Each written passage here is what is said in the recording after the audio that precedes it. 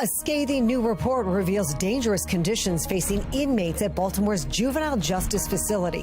Fox 45 News analyzes this latest concern for the juvenile justice system. A former Morgan State University student faces a slew of charges in the killing of a Morgan State security guard. What we're learning about both parties. But at the back of my mind, I've just been thinking, how safe am I? Plus reaction from members of the Morgan community. Hurricane Ian making its way up the coast. I'll let you know when you should begin to prepare for its arrival. Live from WBFF in Baltimore, this is Fox 45 News at 10.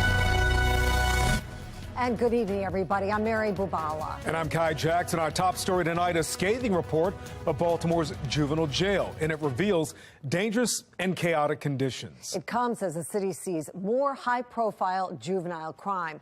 Last week, Baltimore police say a group of juveniles tried to rob an employee at the Barks Animal Shelter at gunpoint. And earlier this month, police say a 17-year-old shot and killed Jeremiah Brogdon at dismissal time at Mervo High School. The suspect attended a different school. Now, all this has people questioning Maryland's juvenile justice system. Some experts we talked with say the laws in place prevent children from facing some real consequences for their crimes. Jeff Abel has been analyzing today's report. He joins us live now with these latest concerns. Jeff? Well, the report is painting Baltimore's Juvenile Justice Center as a facility out of control, where locks are broken, food is molding, and inmates are fighting mad. At Baltimore's Juvenile Justice Center, inspectors are describing horrible conditions facing the city's youngest defendants. A quarterly report released by monitors at the Attorney General's office shows the population at the maximum security lockup has soared 74% from a year ago. Fights and assaults are up 85%, and the violence has forced the use of physical restraints on juveniles to increase 58%. The report cites a shortage of recreational and educational opportunities and shows a series of unkept cells where graffiti is on the walls and where drugs and other contraband regularly make it inside. Earlier this year, the report says automatic locks at the facility were broken far more than a month, requiring inmates to be confined to their cells far longer than usual. I have a number of clients that are in the various facilities, and I speak to them about what they're doing, and they're saying we don't do anything. In the report, monitors write that the facility continues to operate as a prison-like environment where administrators and staff have failed to maintain stability and structure, and young people are exposed to a dangerous and often chaotic environment. By failing to rehabilitate, Attorney Warren Brown says the state is failing its youngest defendants. All of us need to understand that unless we deal with these young folk at that point, they're going to be the next generation of criminals on the street that are wreaking havoc. Some of those same things that we see today with understaffing, with poor facilities, is what we saw in 2005. Kenji Scott chaired Maryland's Juvenile Justice Coalition some 15 years ago and blames lawmakers for failing to hold anyone accountable for the crippling conditions. What he and she knows is that they can get away with broken locks and understaffing and poor care for children because it has not just started. This isn't an issue that popped up yesterday morning. This is a thing that's been going on for a decade and a half now. Administrators at that facility tell us tonight that locks have since been repaired, staff has since been retrained, but staffing shortages remain a huge challenge. We are live tonight. Jeff Abel, Fox 45 News. Jeff, thank you. Now, new juvenile justice laws have been in place since June. State Senator Joe Carter spearheaded the package preventing children under the age of 10 of being charged with a crime at all. Older children can only be charged with serious crimes. Now, another bill would have created a database of all crime involving children for the public to see, protecting the names of the juveniles. Despite support from the Baltimore Police Department and Councilman Yitzi Schleifer, that bill failed. Those decisions are getting criticism from some members of law enforcement. If we arrest kids, 15, 16-year-olds, for committing a robbery or a carjacking, for example, and they're right back out on the street, they're going to commit more. I mean, we see it happen all the time. So there really does need to be some real accountability. Well, new details in last month's murder of a 19-year-old Morgan State University security guard. Tonight, we're learning more about the suspect and the victim. Keith Daniels joins us live now with what charging documents are revealing and reaction from the community. Keith? Well, Mary, the victim in this case, 19, the suspect, 21. And tonight, these charging documents reveal they may have known each other, caught in a dispute just moments before the gunfire. For some residents at the Marble Hall Garden Apartments, there's relief now. A suspect caught in the murder of 19-year-old Julian Frew, the Morgan State University security guard, gunned down at the complex. I remember I was really scared because I heard the gunshot in my apartment. Baltimore police have arrested 21-year-old Chase Wilson. University officials say at the time of the shooting, Wilson was a student, but is no longer enrolled at the university. The former student charged now with first-degree murder. Just hearing that the arrest has been done, I guess it just makes me feel comfortable enough to be able to go out now. Like, I've been going out since it happened, but at the back of my mind, I've just been thinking, how safe am I? The shooting happened August 31st at the complex, which houses some Morgan students.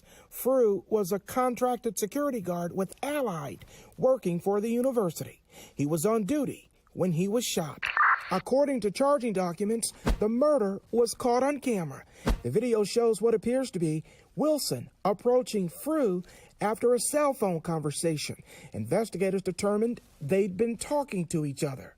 Then the suspect is seen walking up to Frew, saying something to him, shoots him, and runs off.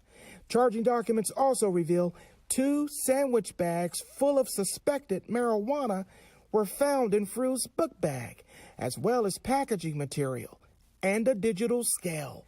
A day after the shooting, students stunned by what happened. I only been here for 2 years, though, but I know, like, Baltimore is not the safest place in the country, so there's a lot of crime rates, a lot of deaths, so it was just something. And now with this shooting, an arrest. It happened very close to where I call home, so just being able to, like, know that there's been arrests, it's kind of a sigh of relief. Well, if convicted, Wilson faces life in prison. We're live tonight. Keith Daniels, Fox 45 News. Keith, thanks. Be the first to know about breaking news by signing up for News on the Go. Go to foxbaltimore.com.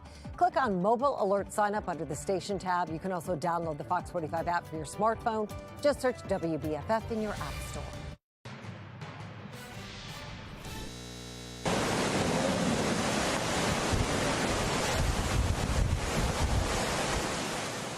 That's Hurricane Ian as it ripped through Cuba as a Category 3 hurricane this morning. That storm now headed straight for the state of Florida. Some parts of Florida already seeing Ian's outer bands, especially Fort Lauderdale. Let's take a look at some of the videos coming in from social media right now. Take a look at this. This is a monster of a storm. Storm Ian in Fort Lauderdale. Fort Lauderdale, obviously just north of Miami, 2 major metropolitan areas here. Ian is here. We're watching the watching the Disney episode of One for Full Effect. Good thing we're in Fort Lauderdale. And here's another one. Heavy rain and wind bands seen on Fort Lauderdale Beach. And last one, folks, for you, feeder bands, hashtag hunker down. You better believe that. Fort Lauderdale, just another day, but we certainly send our prayers to those folks in the South. Mary?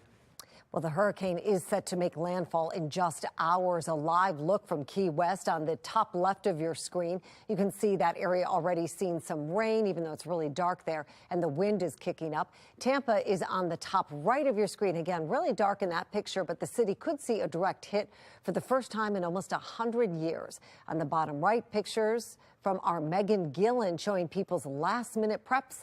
Megan is in Florida right now, so stay tuned for her live reports as the storm hits, starting tomorrow on Fox 45 Morning News. Well, let's bring in Chief Meteorologist Jonathan Myers for the latest on Ian's path. Jonathan? Yeah, and Mary, all of southern Florida affected by the feeder bands, the tornadoes, the rain from Ian, even some of the surge that's going to be pushing up against pretty much the entire almost southwestern coast of Florida. Right now, it's centered over the dry Tortugas, so that's west of Key West, with maximum winds at 120 miles an hour. By about 2 p.m. or so tomorrow, moves over about Sanibel, Florida, just north of Fort Myers. Could be a Category 4 destructive hurricane as it pulls into areas south of Tampa, north of Fort Myers. Places like Port Charlotte could be absolutely devastated by this, by the wind, the surge, the 15 to 25 inches of rain. Then this moves north, and some of the remnant moisture and wind could affect us here in Maryland. I'm going to break down how, hour by hour, coming up in just a couple of minutes. A manhunt is underway in Washington, D.C. for a fugitive featured on Maryland's Most Wanted after police say he fired shots at officers today. Now, police believe Avery Miller shot and killed 25-year-old Aryeh Wolf in early August. Fox 45's Alexa Ashwell has the latest on the search. Police say Avery Miller fired at officers and then ran off. This triggering the hours-long search I'm told is still happening right now. As this search for Miller continues, more questions are emerging after records show he was already wanted by police at the time of this murder. Avery Miller, the man wanted for the murder of Baltimore father Aryeh Wolf and featured on Maryland's Most Wanted, spotted in Northeast D.C. A woman leading officers to his location. Then police say Miller opening fire on officers as they approached him. That subject then produced a firearm, discharged several rounds in the direction of our officers. No one was hurt, but Miller ran off. Police in D.C. setting up a perimeter that spanned several blocks in the Capitol View neighborhood. It's unknown if he's still armed. He was armed at the time he encountered our officers. We know that he is affiliated with this neighborhood, but it's not clear why he was over here. The search happening about a mile from where Miller is accused of fatally shooting 25-year-old Aryeh Wolf as he was installing solar panels on rooftops of buildings in Southeast D.C. August 10th. Wolf, a husband and father, was well known in the Jewish community here in Baltimore. Investigators not yet pinpointing a motive, but shortly after the killing, police identifying Miller, they say, through surveillance and witness statements. This person is armed and dangerous, and we need to get him off the streets. Court records raising new questions and concerns. Online documents show Miller was already wanted by police at the time of Wolf's murder. Records show a warrant was issued for his arrest back in 2018 for about a dozen theft charges. It went unserved for more than 3.5 years. A judge then granting Miller bail, and Miller later failing to show up to court. That prompting a new warrant for his arrest in May of this year. It was never served. Wolf was shot and killed about 2 months later. Local attorney Kirk Nachman weighing in. It raises a lot of questions. The local law enforcement agencies are supposed to be out serving warrants, and a lot of times they place priority on what types of crimes for which they are serving the warrants. I reached out to law enforcement agencies in D.C. and asked which agency was tasked with serving Miller's warrants and why they went unserved for so long. I haven't heard back. As for the search for Miller, I'm told it's ongoing. He remains on the loose. Alexa Ashwell, Fox 45 News. Coming up on Fox 45 News at 10, Baltimore City voters will have a say in how long their elected leaders can stay in office. What you need to know about term limits before you head to the polls this November. We have been seeing major pushback to the Johns Hopkins Police Department, despite dozens of other schools already having police forces in place. Why we're seeing protests at Hopkins, but not other campuses. An uptick in crime here in Baltimore and around the nation. How it is becoming a part of some campaigns this election season.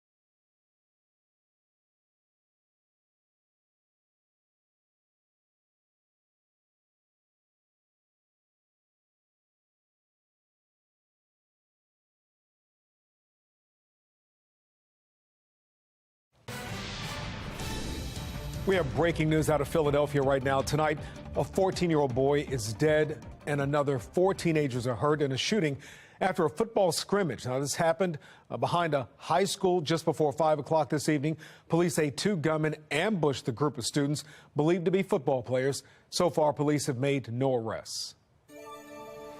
New tonight, a U.S. Navy nuclear engineer from Annapolis and his wife are pleading guilty to conspiracy charges for their alleged involvement in an espionage plot.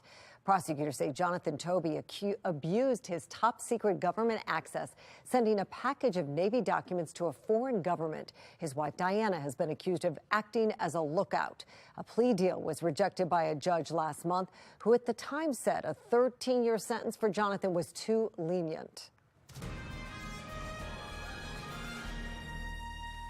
Turning to your Vote 2022 coverage, with about 6 weeks until Election Day, there's a group working to try and make sure voters in Baltimore know they have a chance to change how long leaders can stay in office. A referendum on term limits will be on the ballot in November. Fox 45's Mackenzie Frost has a closer look at Question K.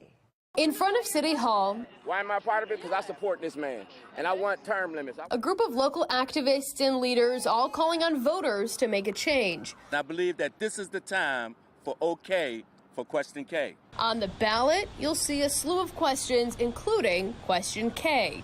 It sets out to only limit city council members, the council president, the mayor, and comptroller to 2 four-year terms. This is a modest concept that makes sense for Baltimore City. And it would begin in 2024. We need fresh new ideas. We need bold new ideas. Giovanni Patterson, former GOP candidate for city council president, now the chairman of the People for Elected Accountability and Civic Engagement. That's the group backing the efforts. We're watching our population decline, our murder rate continues to rise, and our public school students continue to fall further behind. We want to create a healthy local government where our elected leaders are not content to remain in office for many years and follow the same old status quo. Similar plans have been tried before. Bills in the council in 2015 and 2018 failed. In this 2018 Baltimore Sun article, then City Councilman Brennan Scott is quoted saying, "I support the bill," though he did raise some financial concerns.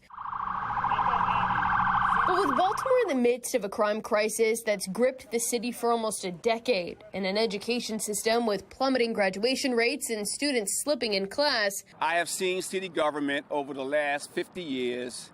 I've seen the good, the bad, and the ugly. Former independent mayoral candidate and business owner Bob Wallace says term limits could help leaders stay focused on creating change. A commitment to solve problems. And I believe, Mackenzie, that 8 years is enough time to have an impact. Several large cities like New York, Los Angeles, Houston, and Dallas all have some term limits in place. Baltimore ballot questions historically have seen success. I think that this is a measure that I could see passing very easily. And with the problems facing City Hall, political analyst John Dede says voters could see this as a chance to change Baltimore.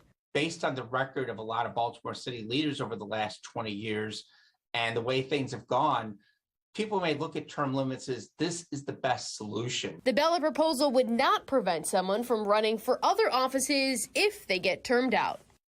The group says they're working to kick off a public awareness campaign to make sure voters know exactly what they will be seeing on their ballot come November. Outside City Hall, Mackenzie Frost, Fox 45 News. And as Mackenzie mentioned, this is far from the first time term limits have been considered in Baltimore City. In 2018, Councilman Yitzi Schleifer introduced a bill to limit the number of consecutive terms politicians can serve. That bill did not pass, and a similar one failed in 2020. Comptroller Bill Henry also tried to approve term limits while he was on the city council. That bill also failed.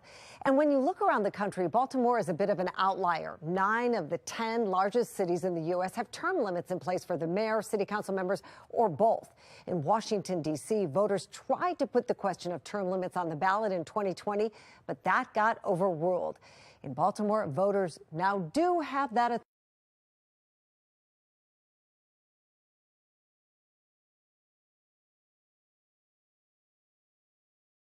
Sinclair's executive chairman, David Smith, did financially support of term limits on the ballot.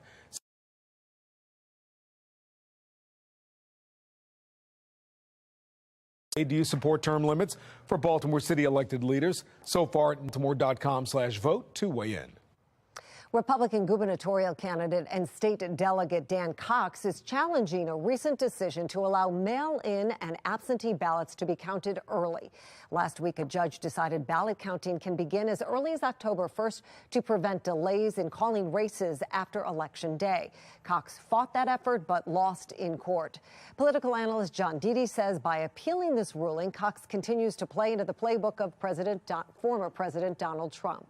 By counting the ballots immediately, you close off the conspiracy theories election night. It makes it more difficult for him. He may not accept his loss. I doubt he will concede graciously, but it just closes another door on him. Now, he needs to move on from this and start figuring out how he's going to bring in other voters. But the problem is all of his actions show the complete opposite. Cox has not yet filed that appeal. Political fallout coming from a new report showing the true cost of student loan forgiveness. How many hundreds of billions of dollars this will cost taxpayers. And the eye wall of Hurricane Ian is freshly replaced and readjusted, and now looks like a strengthening trend will continue. This could be a Category 4 as it makes landfall on the central western coast of Florida into tomorrow. Look at that, 15 to 25 potential inches of rain there. Could see an inch or two, maybe 3, 4, 5 inches of rain south and east of Baltimore late weekend into early next week. And even some winds, maybe nothing like they'll see in Florida, of about 20, 40 miles an hour around here. I'm going to break down how long the impacts are going to last, time it out hour by hour on my exclusive 7-day forecast. Stick around.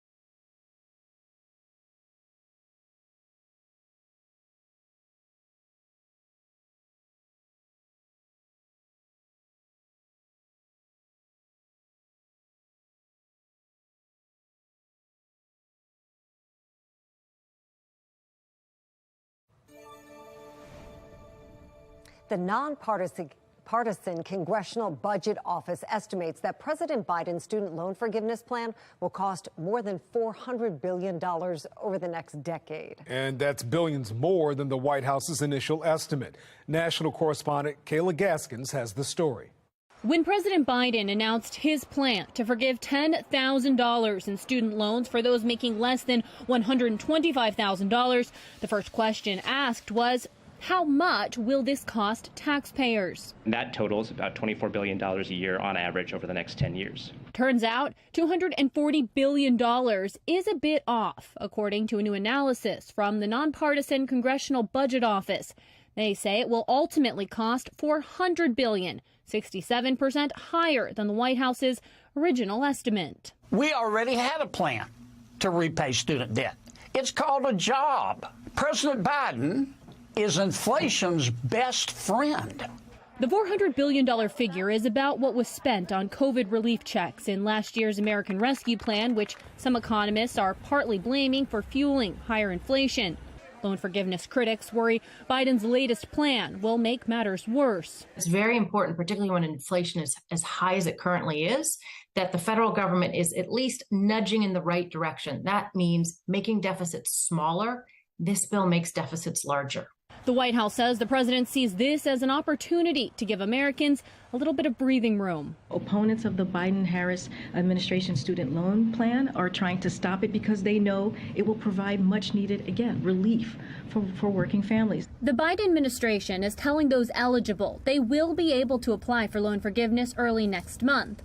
But the plan Tuesday facing the first of likely multiple legal challenges, potentially holding things up until the Supreme Court has a final say on the matter. I'm Kayla Gaskins reporting. Well, protesters are demanding Johns Hopkins University drop its plan to create a police force. Why we're seeing so much pushback there and not at other schools with police departments. Baltimore County school staff will be getting more money this year. After the break, a look at the new deal and the lingering questions that remain.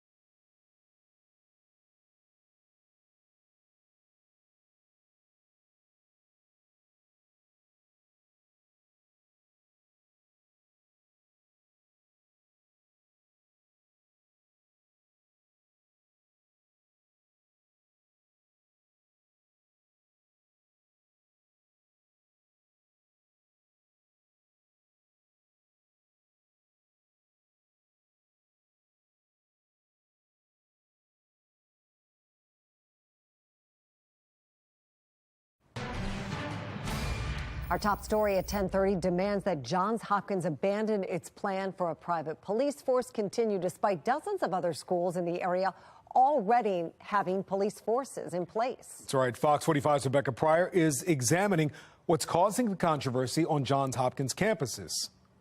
Yeah, this isn't a new concept. For decades, colleges in the area and really across the country, they have had these private police forces in place in order to protect students and staff. Still, there are a few things that stick out about Hopkins.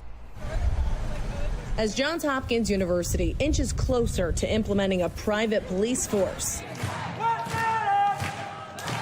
outrage and opposition reaching new heights. But the backlash comes despite dozens of other Baltimore colleges already having their own police units in place, a point Mayor Brandon Scott recently made when pressed on the issue. When you think about universities around the city, including Coppin and Morgan, they have police forces. We know that University of Baltimore has a police force, UMD. Most colleges do have that. To name a few in the area, Towson, Loyola, UMD, Coppin State, and Morgan State all have had on-campus police for years. So what makes Hopkins any different?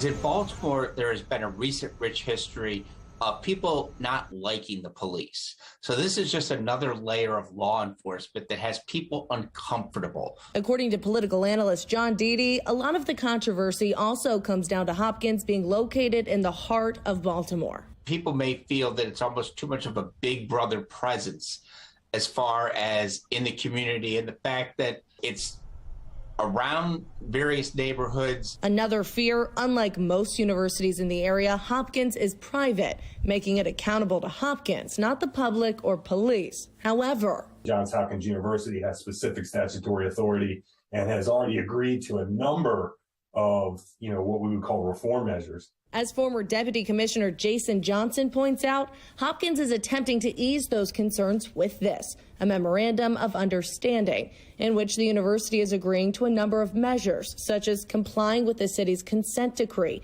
wearing body cameras, and only taking on minor crimes such as theft. Major crimes, including murder, rape, and assault, will still fall under BPD's jurisdiction. What Hopkins is trying to do is soothe people by basically saying, look, it's not going to be what you think it is. It should really make everyone comfortable who has a legitimate concern about the accountability. Both Johnson and Deedy adding, as crime climbs and BPD's police force dwindles, now more than ever, added protection for students and staff should be a top priority. Hopkins, they're doing this because they see things in Baltimore out of control. Having a specific police force specific to address the concerns of Hopkins stakeholders is really a move in the right direction.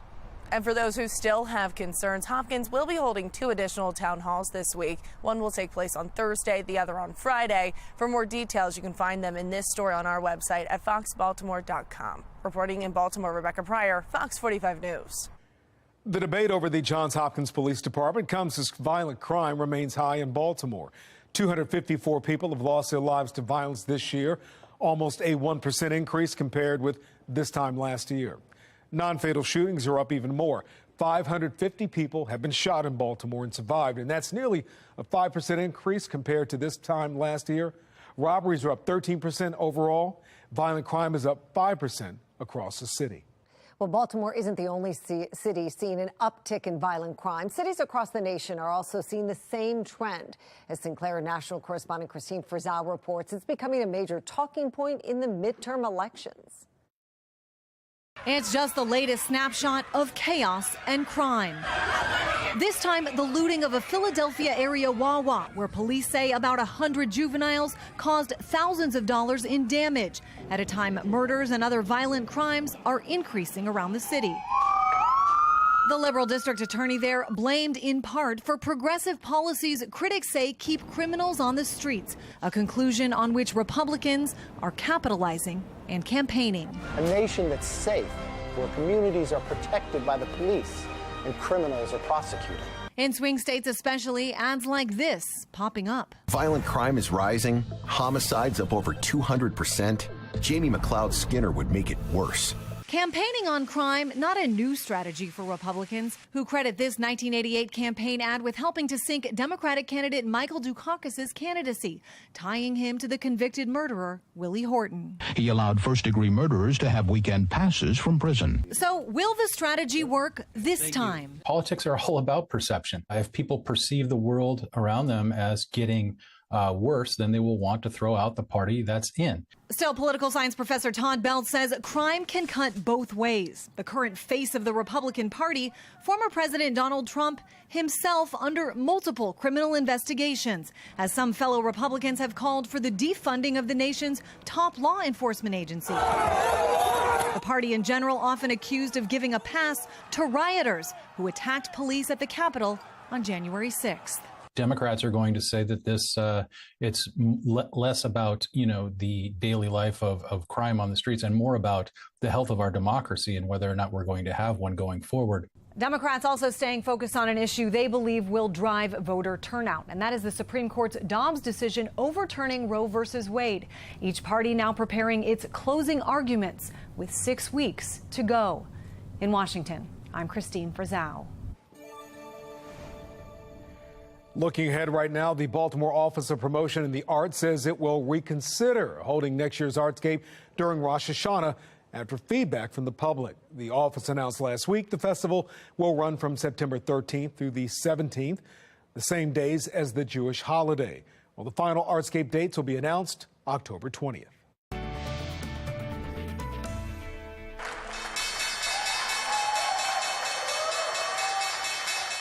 Another day of losses on Wall Street. The Dow lost 124 points. The S&P shed 7. Unlike the other two, though, the Nasdaq ended up gaining 26 points. This after 5 straight days of losses for stocks. Interest rate hikes are weighing on the market, creating fears of a potential recession.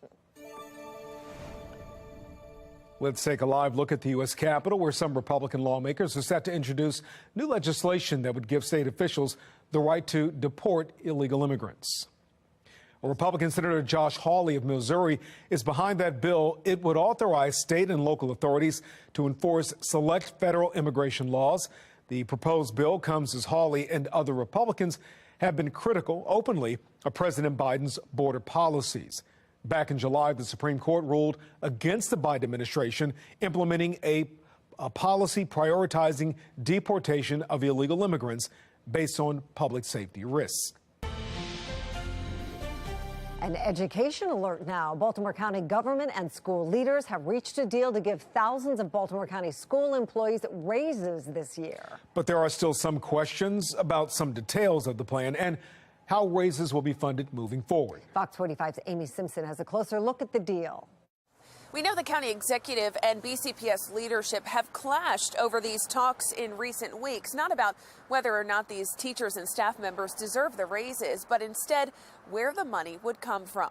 In a rare occasion today, Baltimore County government and school leadership all standing shoulder to shoulder, announcing plans to raise pay for thousands of teachers and staff across Baltimore County public schools. Working together, we have reached an agreement on a substantial compensation package for BCPS employees for the 2022-2023 school year. The agreement includes a 3% cost of living increase, retroactive to July 1st, a mid-year step increase for all employees, retroactive to the start of the fiscal year, retention bonuses for all staff, and additional bonuses for employees with more than 30 years of service. Give our staff the compensation they truly deserve, and we would love to give more. A competitive compensation package for BCPS employees. While the teachers union is more blunt, as the original plan on the table proposed 5 years worth of pay increases. Now, this is not what we had originally asked for. We all know that. But through the advocacy of our members,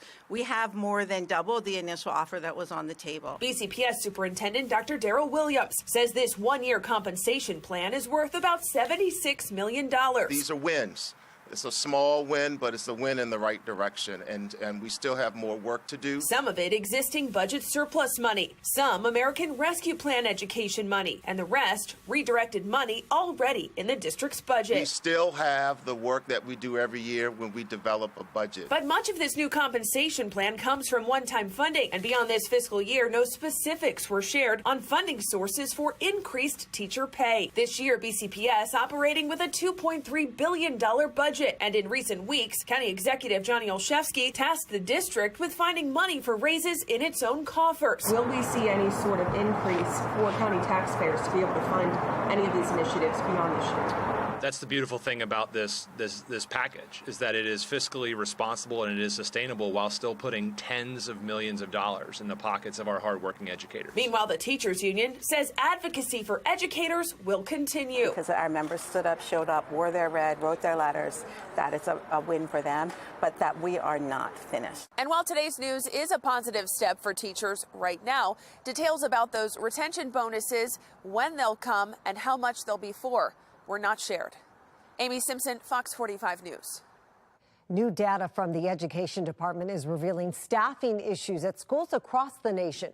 At the beginning of the school year, more than half of principals surveyed said they were understaffed. 60% said they were unable to fill non-teaching positions. 48% had trouble finding teachers. 65% lacked special education teachers. 59% struggled to fill transportation positions. In comparison, about 20% of principals said their schools were understaffed before the pandemic. And while thousands of people in Florida have evacuated ahead of Hurricane Ian, others are choosing to stay. Why they're staying and how they plan to ride out the storm. Ahead on the late edition, rail workers are one step closer to avoiding a strike. What we're learning about a new agreement and which of their demands haven't been met. And a gorgeous day for tomorrow. Temperatures up near 70 degrees, a good little gusty breeze, nice and dry, but this could be the calm before the Ian storm heads our way. I'm going to let you know how the remnants could play a part in your weekend forecast hour by hour on my Weather Authority forecast.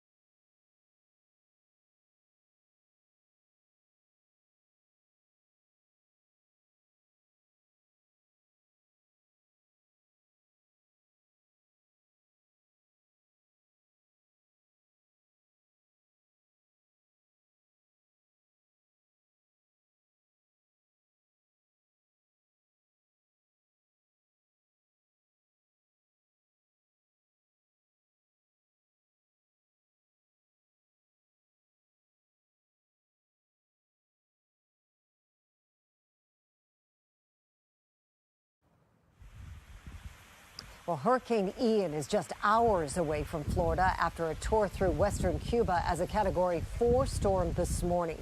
According to Cuba's state-run media, more than 1 million Cubans are without power right now.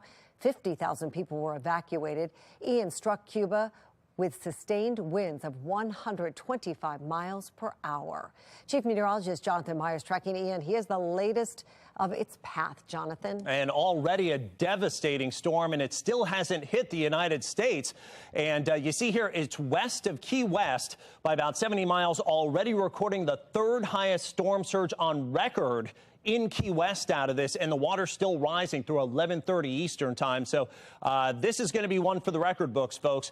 Category 3 hurricane increases to a Category 4 by 2 p.m. Wednesday as it's making landfall right around Sanibel, not too far from Fort Myers. They could just be absolutely smashed here, all the way from Port Charlotte to Fort Myers, Cape Coral, Tampa on the northern side of this one. So they're going to be on the weaker side of the system, if you will. They won't see as much surge, so that's the good news, but still some devastation likely here, southwestern Florida coast, and then it moves inland, and we could even see some potential effects as we see that increase in strength very quickly as it makes the move towards the coast, and then the gradual weakening as it moves inland over the southeastern U.S. So what can we expect? Well, in terms of surge potential, 6 to 9 plus feet of surge. That's above ground level, so taller than a human being. So folks really have to get out of the way of this, anywhere from about Fort Myers, Cape Coral, Sanibel, down south, all the way to almost Key West. And then the rain is going to be another story, 15 to 25 inches of rain perhaps as this moves to the north. Now, the good news is here in Baltimore, this will be losing strength as it gets here. It'll be inland for a while. So maybe 1 to 2 inches of rain. A little farther south, it could be a little bit more. Now, the winds, huge winds, Tampa southbound, Category 3 strength or higher, maybe 125, 130 miles an hour. Around here, though, Sunday into Monday, that's when our winds pick up, especially Monday into Tuesday, I think. And that's when you see those greens and blues. That could be about 20 to 40 miles an hour in gusts, especially near the water. And the rain around here. It looks like Saturday afternoon, some rain, and then on and off rain into Sunday. Some computer models saying, again, it could be heavy at times, and that could go all the way into Monday before it tapers and moves away on Tuesday. So right now, 59, winds out of the west-northwest at 8 miles an hour, dry. It stays dry the next couple of days. Humidity only 53%. Boy, look at that eye right over the dry Tortugas right now. Warnings galore all across Florida. But we are still a good distance away, so we've got some good time coming into tomorrow. Some showers off to our north, but for now it will remain dry. Temperatures start near 50 tomorrow morning, into the 60s to near 70 tomorrow afternoon. 48, skies clear out, chilly tonight. Tomorrow, 70 degrees, partial sun and seasonable, great for getting out to the playgrounds. Thursday, Friday, good-looking days. Showers develop Saturday, could be wet and messy for the Ravens game. Winds pick up Sunday late into Monday and lasting into Tuesday with the remnants of Ian. Go to our website, FOX44.com. We've got the very latest on Ian. We are keeping this article updated through the impacts all the way through this weekend. And Fox 45's Megan Gillen is in Florida right now. She tweeted some pictures of people making some last-minute preps for the storm. Stay tuned for Megan's live reports as the storm barrels into Florida starting tomorrow on Fox 45 Morning News. And while many have evacuated ahead of the storm, some people are choosing to stay. Stephen Quinn with our Sinclair sister station in Alabama reports from Longboat Key, Florida. The doors are boarded. The sandbags have been filled. Now all anyone in Sarasota and Longboat Key can do is wait for sunrise and Ian to make landfall. Evacuation orders remain in effect for the lowest lying areas here. Many have left, but still others have chosen to stay behind. Jody Rogers is one of them, a decision she said she made with others in mind. It's just been a lot of work. We manage a lot of properties on this island, plus we have our own, we have friends that we care about, so we've been working the whole time. I try not to pay attention to it until it gets closer because it'll send you into a bit of a spin. It'll make you panic. And here along Florida's west coast, people are enjoying the final sunset before Hurricane Ian arrives. And as darkness descends, there is a knowledge that once it does begin its landfall, the people who have stayed here are very much on their own. And tonight there is also a lingering question. Will the track that we're seeing now stay true? Will the people here avoid perhaps the worst of Ian, or will it once again move and bring them right back in the bullseye of what is expected to be a very dangerous storm? In Longboat Key, Stephen Quinn reporting. Well, roughly 2.5 million people in Florida are currently under some kind of evacuation order. Governor Ron DeSantis warning everyone to take this storm seriously. I know it's not easy sometimes to leave your home, and I know people don't want to see anything bad happen when they get back, but the stakes are high. This is a very powerful storm. It will weaken once it gets onshore, and by the time it moves through the state, it's not going to cut through the whole state as a Cat 4, but it very well may make impact as a Cat 4, and that's really, really serious business. The hurricane is expected to pass directly over Orlando. The city's emergency operations center is now fully activated. The city's mayor encouraged everybody to get their preparations done by the end of the day today. He's also reminding everybody to look out for their neighbors during this time. If you have seniors or people that have extra needs, how about checking in on them, especially, again, our older neighbors, and see if they need any assistance. I know that after the storm, we'll come together like we always do here in Orlando, and we will move forward from there. Well, Walt Disney World in Orlando is canceling events and closing its theme parks ahead of the hurricane. The parks will be closed tomorrow and Thursday. It will also close its outdoor shopping mall, Disney Springs, and select sections of its resorts. SeaWorld and Universal Orlando will also be closed tomorrow and Thursday. Ahead on the late edition, hundreds of Virginia high schoolers walked out of class while they say their governor is taking away their independence. And the Orioles look for back-to-back wins at Fenway Park. Pitchers look away. Highlights from a slugfest in Boston are ahead on Sports Unlimited.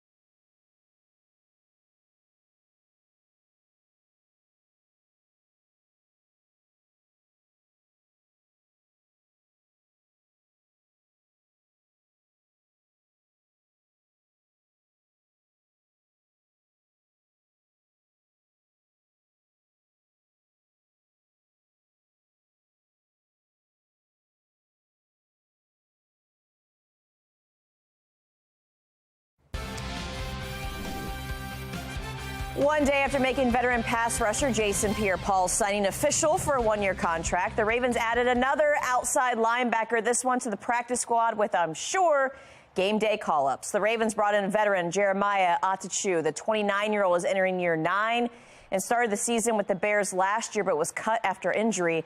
Attachu is a D.C. native and has 20.5 career sacks between 4 different franchises. The Orioles got the job done and then some against eliminated Boston in Game 1 late last night. 14 hits, 14 runs scored off 5 home runs. What mattered most, Seattle was off, so the O's got a half game in the wild card chase. They're behind in the postseason push for the third and final American League spot by 3.5 games with only 9 remaining. Another wild one of offense at Fenway, where the home run chain went around many necks. O's down 2-1 until back-to-back Jackson the third. First up, Adley Rutschman, his 13th Pesky's pole territory, game tied at 2. Then untied, Anthony Santander, another big night with multiple homers. Santander's first puts the O's up 3-2. Once down 8-3, rally time in the fourth for the Birds. Santander belts out his 33rd of the season. He's got 4 home runs in just this series. Game all square at 8 after 5 O's runs. Only issue, the Red Sox put up 5 in the bottom half. Ruben Odor had 2 errors that led to them in the fourth. Right now, Boston leads 13-9 in the 8th. 2 Maryland starters on offense are game-time decisions for Saturday against Michigan State. Which player said he's 100%, but in a knee brace at practice? That's when Sports Unlimited continues. There will be a point in time where you will not be safe to travel the roads. The time to evacuate is now. Ahead on the late edition, warnings from emergency officials as Hurricane Ian approaches Florida, how it's already taken its toll on parts of the Caribbean. And term limits could soon be a reality in Baltimore City. What's behind the push to cap how long city leaders can serve?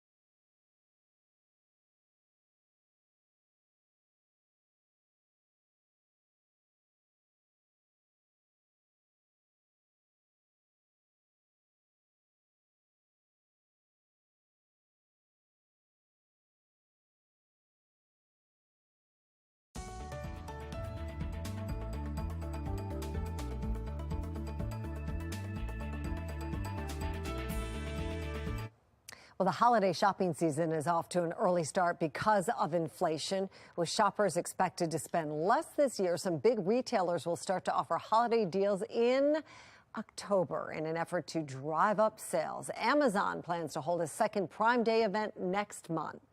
You're actually going to see a couple of shopping opportunities come up now and then again later in the year. Toy companies are also taking a new approach to driving up sales, targeting adults as potential customers, not just parents buying for their kids. Hasbro executives say the company is pitching collectibles and nostalgic products to adults because grown-up shoppers tend to be more invested in the brands they played with as kids. Mattel also hoping to cash in on adults buying toys and is partnering with SpaceX to sell SpaceX-inspired toys under the Matchbox brand.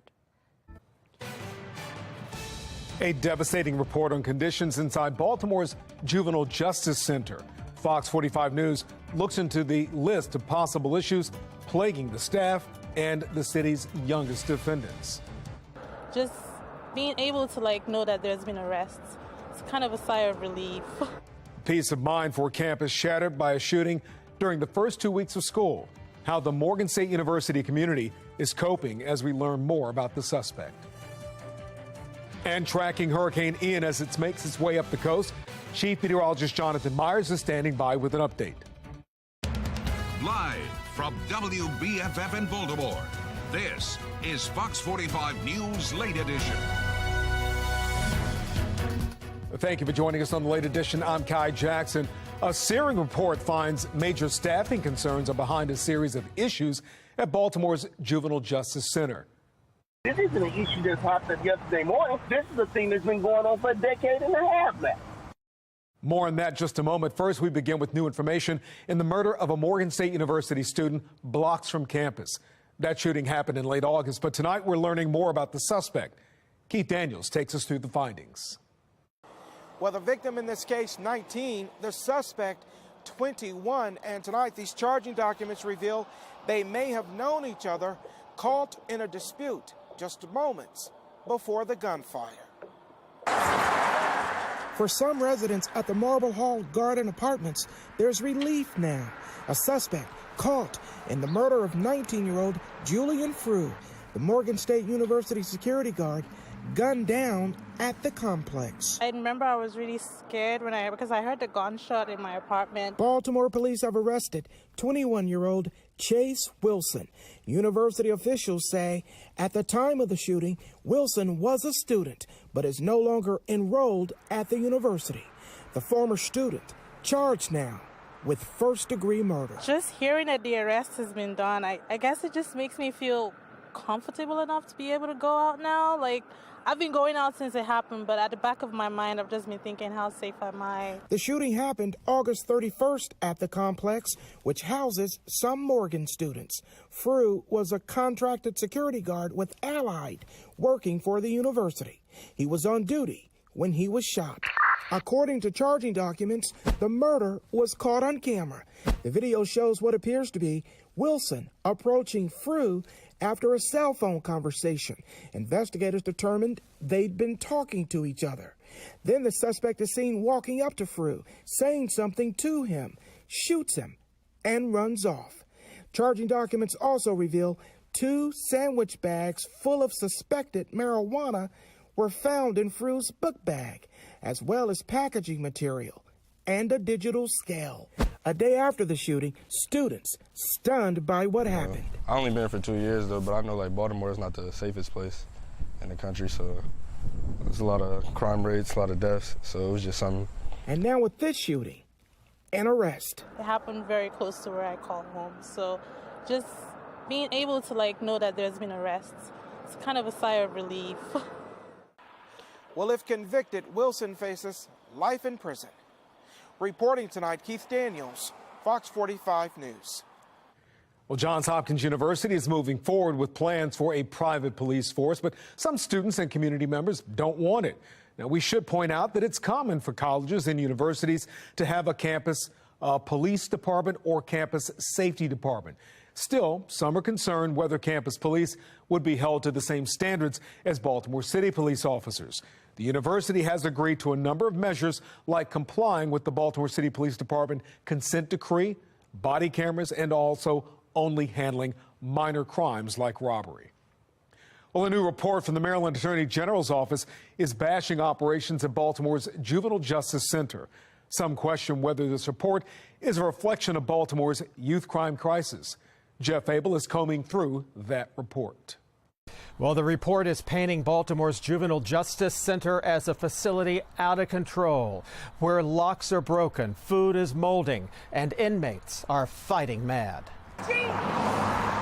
At Baltimore's Juvenile Justice Center, inspectors are describing horrible conditions facing the city's youngest defendants. A quarterly report released by monitors at the Attorney General's office shows the population at the maximum security lockup has soared 74% from a year ago. Fights and assaults are up 85%, and the violence has forced the use of physical restraints on juveniles to increase 58%.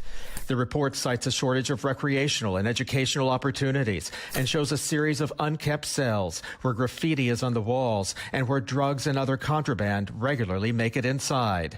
Earlier this year, the report says automatic locks at the facility were broken far more than a month, requiring inmates to be confined to their cells far longer than usual. I have a number of clients that are in the various facilities, and I speak to them about what they're doing, and they're saying we don't do anything. In the report, monitors write that the facility continues to operate as a prison-like environment where administrators and staff have failed to maintain stability and structure, and young people are exposed to a dangerous and often chaotic environment. By failing to rehabilitate, Attorney Warren Brown says the state is failing its youngest defendants. All of us need to understand that unless we deal with these young folk at that point, they're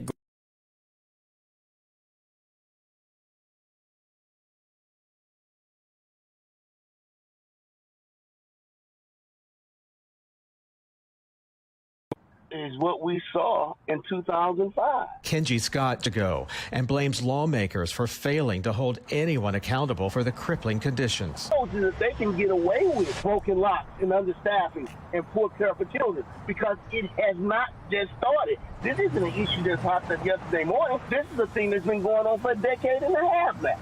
Administrators at that facility say locks have since been repaired, staff has since been retrained, but hiring remains a huge challenge. Jeff Abel, Fox 45 News.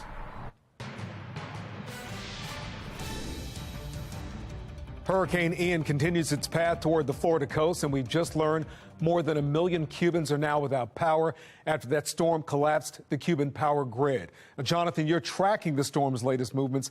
How bad does it look? Yeah, Ian, just a remarkable storm moving its way across western Cuba this morning as a Category 3 hurricane, still holding on to Category 3 strength. It's about, or it at least has passed about 70 miles to the west of Key West, with the third highest storm surge on record thus far there at Key West, and moving right over the dry Tortugas. We've seen what we call an eye wall replacement cycle. So this has been kind of in a holding pattern in terms of strength, but it will likely strengthen once again, potentially winds at 130 miles an hour by tomorrow noontime as it makes a landfall somewhere right around Sanibel, Florida, right around Fort Myers area. Just could really wipe clean a lot of that area, unfortunately, as a Category 4 hurricane. Then moves north, and you can see here maybe some of the remnants could have impacts on our forecast into the weekend and into next week. All the computer model tracks pretty much taking this south and southeast of Tampa, so they're dodging the bullet in terms of the worst of the surge and the worst of the wind, but could have a lot of rain. And then this thing kind of stalls out. That's what you see here with this kind of bird's nest, if you will, of all the model tracks right around Charlotte. But till then, it looks like a highly favorable environment for strengthening as this moves into southwestern Florida. We're going to be tracking this all the way to Maryland. Coming up, my Weather Authority forecast. All right, Jonathan, thank you. A U.S. Navy nuclear engineer from Annapolis and his wife are pleading guilty to conspiracy charges for their alleged involvement in an espionage plot. Prosecutors say Jonathan Toby abused his top-secret government access, sending a package of Navy documents to a foreign government. They say his wife, Diana, is accused of acting as a lookout. A plea deal was rejected by a judge last month, who at the time said a 13-year sentence for Jonathan was too lenient. Now, a Fox 45 News alert in 3, 2, 1. We're following some breaking news out of Philadelphia tonight. Police say they are looking for 2 shooters after a deadly ambush outside a high school. 1 person is dead, 4 other teens injured. Police say all 5 of the victims are football players for the high school, shot while walking off the field after a scrimmage. A 14-year-old boy was shot in the chest and died at the hospital. 2 others were taken to the hospital as well. Now, the 2 gunmen fired more than 70 rounds. Police are still working to find a motive. Kai? Mary, thank you. Coming up, term limits for Baltimore officials are on the ballot this year. Why it could change the way the city handles its major issues.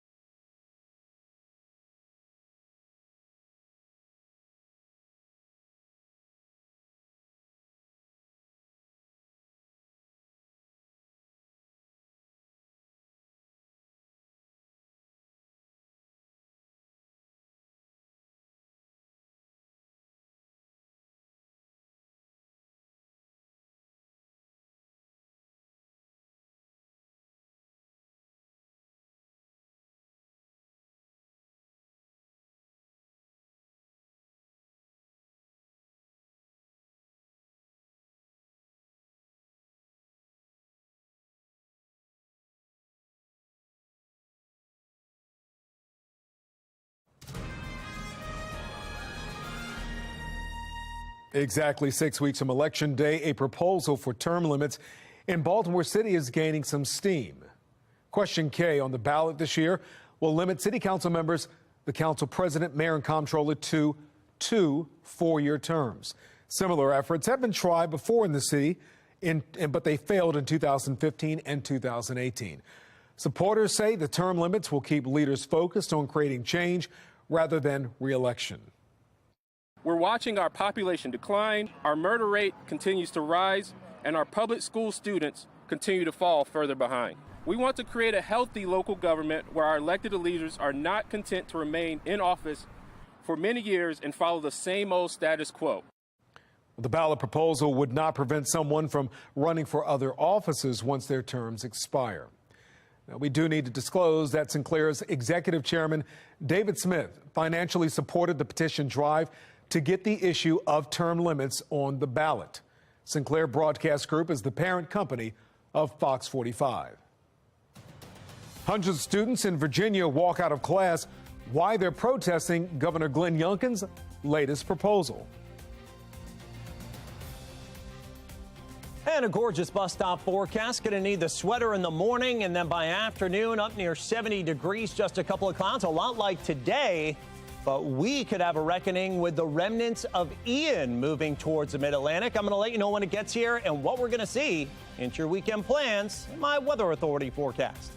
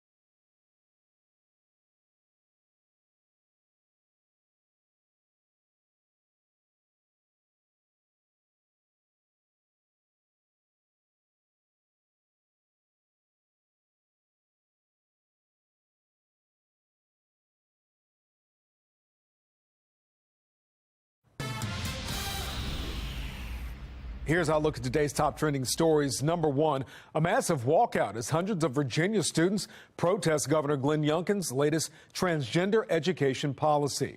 The state's current policy allows students to choose their bathrooms, locker rooms, and what sports they play based on gender identity, not biological sex.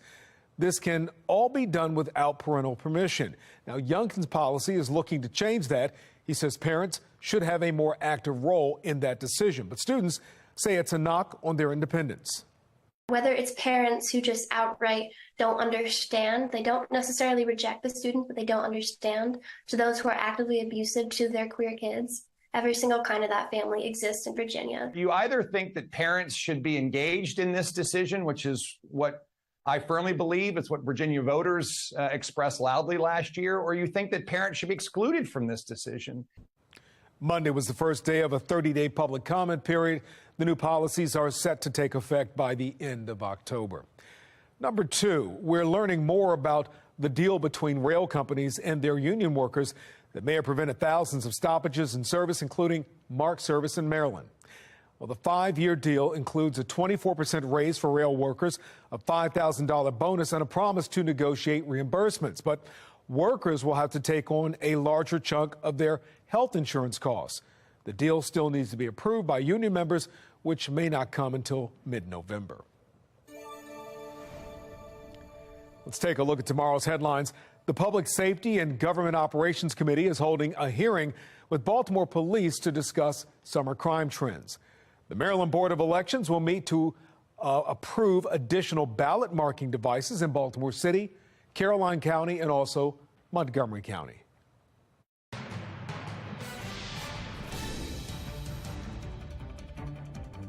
Ian, just an amazing, unbelievable storm. This thing taking out power to millions of Cubans as it moved its way north as a Category 3, deeply impacting the power grid. Now the third largest storm surge on record at Key West, at least thus far, and it's still rising. And then, as a Category 3 storm, it moves over warm waters, undergoes what we call an eyewall replacement cycle. It is completing that now, and what's going to happen is once that finishes up, this will likely strengthen again up to 130 miles an hour, and we continue to speed up the potential landfall here, somewhere just north of Cape Coral, south of Bradenton, probably right over the area of Fort Myers. Could get absolutely decimated. Areas like Port Charlotte, if you're familiar there, southwestern Florida, just huge surge, huge wind, and huge rain as well. That will then move its way across portions of the Florida mainland, the peninsula, and then decrease into a tropical storm depression and a remnant low. But until then, we've got some warm water to go over here and very conducive conditions for rapid strengthening, at least for about the next 12 to 24 hours through about, say, 1, 2 o'clock tomorrow when it finally approaches the coastline and probably makes landfall as a Category 4 hurricane. The last big hurricane to hit Florida back in 2018, Michael, as a Category 5, if you remember, up toward Mexico Beach, towards the Big Bend area of Florida. This will then move north and it will encounter a lot of land, so this will weaken. But until then, again, the big hazardous threats posed here across southwestern Florida. Could see 6 to 9 plus feet of storm surge above ground level. And we're talking about the metropolitan area here right around Fort Myers. So there's going to be some pretty sad pictures, unfortunately, I think, coming out of this area. Hopefully folks are getting out of the way. Also, big heavy rain potential across a big swath of Florida. Take a look, 14 to potentially 24 inches of rain coming out of our computer model, basically crossing all the way from Bradenton up to Orlando. And we could even see winds up to about 60, 90 miles an hour in gusts in Orlando around Disney. Then that moves northbound, probably makes a second landfall after briefly going over the Atlantic around Charleston in South Carolina, and then moves inland and begins to weaken. But by the end of the weekend into early next week, we could see 1 to 3 inches of rain, maybe some localized higher amounts. Then also taking a look at our computer model wind speeds, just getting blasted here with major Category 3, Category 4 winds, 120 to 135 miles an hour, central western Gulf Coast of Florida. And then as that moves toward us, of course, it's going to weaken, but it could be in the blues and the greens here. Some 20 to 40 mile an hour gusts that we see from the leftovers as this really begins to kind of cross over here, at least the center of the storm, sometime late Sunday on into Monday and early Tuesday. So our GFS, or American Future Scan computer model, it does well with tropical systems, says the rain moves in here by later Saturday. I think Saturday may start dry, but the end of the day will not be. And then during the day on Sunday, on and off rain, could even have some heavier spots. Some of the model runs have been saying, and that goes through Monday as well, with at least scattered showers. Early Tuesday, leftover rain, and then that pulls east and out by Wednesday. But some good breezy conditions picking up for Monday into Tuesday. 56 degrees right now, clear skies, winds out of the west at 8 miles an hour. Nice dry wind flow around, no, not Ian. Ian is pretty far away right now, around the system that's off to our north and northwest, keeping rain away from us and keeping those winds out of the west and northwest in. So it's around 54 tonight, up near 70 tomorrow. Dry day as well on Thursday, dry Friday. And then Saturday, the rain develops late. Ravens game could be a mess on Sunday, turns wet and windy, and especially on Monday, the winds really pick up. More rain, and then Tuesday, those showers taper off. And of course, if you want to keep up to date on this 24 hours a day, go to foxbaltimore.com. We've got a brand new article there that we've been keeping updated. We'll keep it updated through any Maryland impacts into this weekend. Much more coming up in a couple of minutes.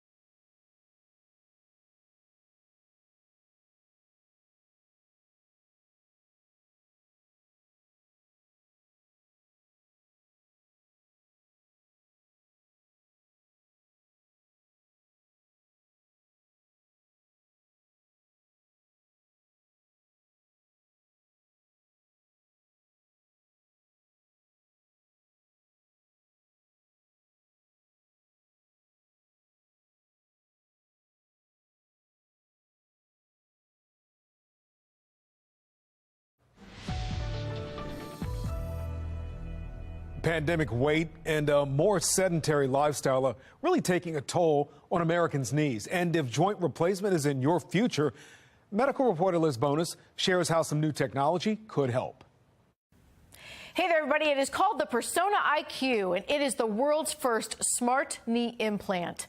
Ann Patton, a retired nurse, let us track her procedure today to show you just how this traditional part, which is the top part here, is paired with what they call the Smart Stem extension.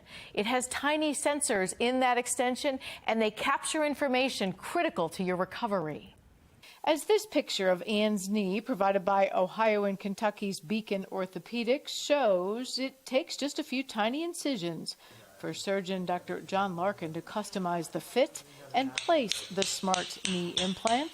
It has a data transmitter in it that allows the patient to be involved in the patient care. The transmitter captures and sends to an app on your cell phone information that includes everything from how many steps you take to your range of motion as you recover from surgery. This animation and video provided by Zimmer Biomet, which makes the smart knee. This allows the patient to be able to look directly every day and see, am I making progress? Am I falling behind? And it integrates with us to tell us how they're doing on a day-to-day basis. These are Anne's x-rays. You can see the perfect placement of her smart knee implant. Since about 1 in 5 of those who have knee joint replacement surgery aren't satisfied with the results after surgery but don't know why, this provides custom results. What this new device does, it individualizes the patient for their own knee. And that's the first of its kind. Complications such as risk for infection are similar to other joint replacement procedures. A handful of surgeons nationwide now providing this as an option for patients. And just so you know, there's a 10-year battery inside this smart stem, but Anne can decide whether she wants it for short-term or long-term use. I'm medical reporter Liz Bonus. Now back to you.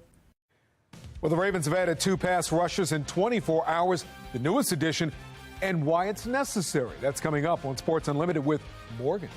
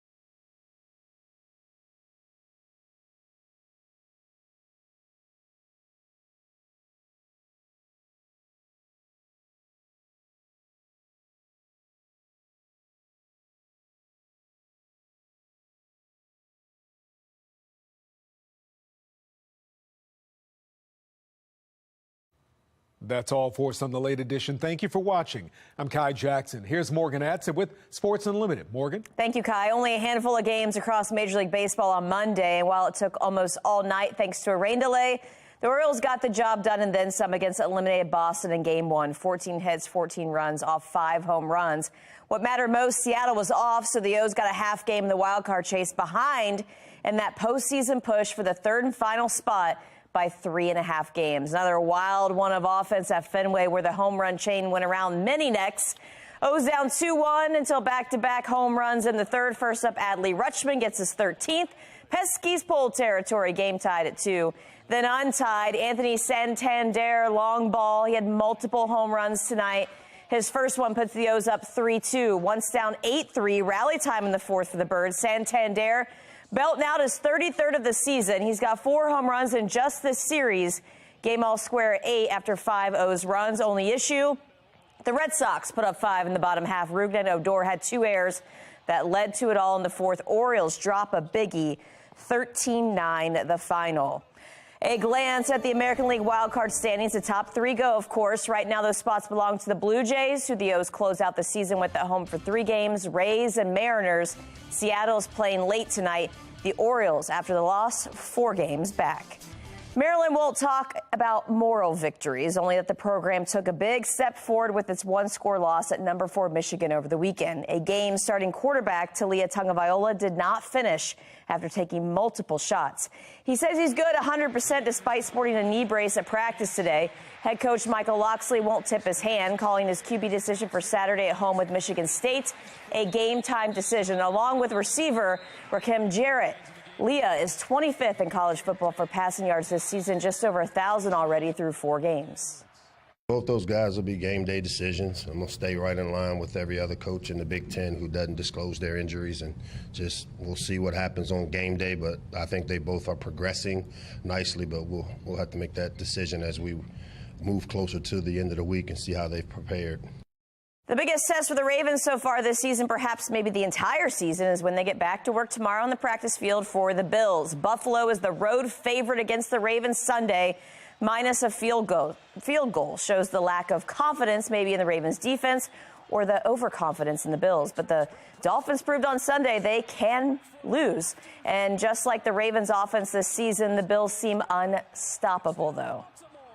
They do run a lot of similar plays, you know. They run different plays, too. They've got their own style. Very physical offensive line.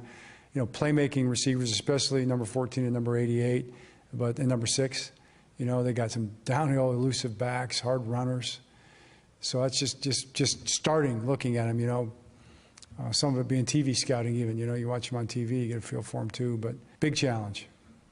One day after making veteran pass rusher Jason Pierre-Paul signing official for a 1-year contract, the Ravens added another outside linebacker, this one to the practice squad. The Ravens brought in veteran Jeremiah Attachu. With Justin Houston dealing with a groin injury and Odafe away with 0 sacks this season.